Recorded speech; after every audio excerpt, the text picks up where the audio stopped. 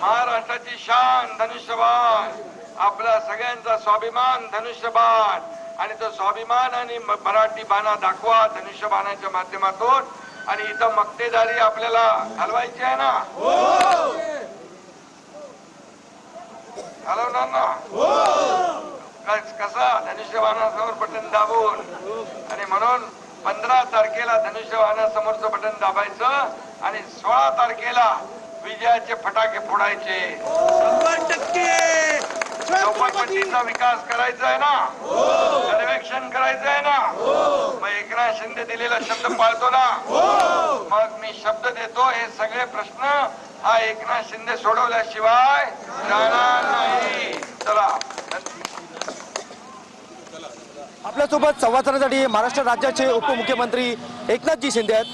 खरं तर भाई आपलं TV9 मराठीमध्ये स्वागत आहे. आज दुसऱ्यांदा नवी मुंबईत भव्य बाईक रॅली आणि आपला जी रॅली आहे ती भव्य पार पडते, त्याबाबत काय सांगाल? नव्या मुंबईत देखील शिवसेनेचा एक भगवं वादळ या ठिकाणी आपण पाहतोय.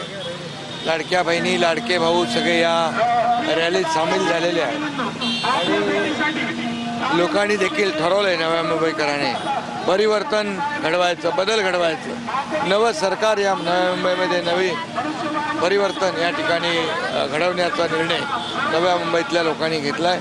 कारण आपण जर प्रमुख भाग रस्ते सोडले तर नव्या मुंबईतले अंतर्गत रस्ते अगदी खेडेगावापेक्षाही अतिशय वाईट अवस्थेमध्ये आहे, बकालपणा आहे. आणि म्हणून लोकांना बदल पाहिजे. इथे देखील फक्त एक मक्तेदारी एका विशिष्ट लोकांची ती देखील लोकांना मोडून काढायची. आणि म्हणून आम्ही विकासाच्या अजेंड्यावर निवडणूक लढवतो.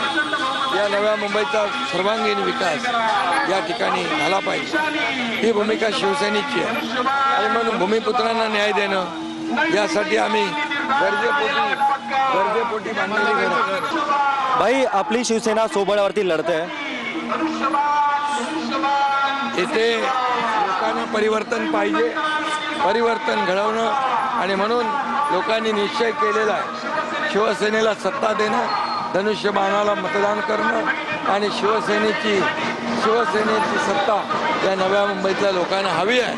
आणि त्याच्यासाठी लोकांनी संकल्प आणि निश्चय केला. नवी मुंबईवरती आपली सत्ता हवी आहे अशी जी प्रतिक्रिया आहे ती उपमुख्यमंत्री एकनाथ शिंदे यांनी व्यक्त केलेली आहे. व्हिडिओ जर्नलिस्ट अथर्वसह मी रवी कराड, TV9 मराठी, बेलापूर, नवी मुंबई.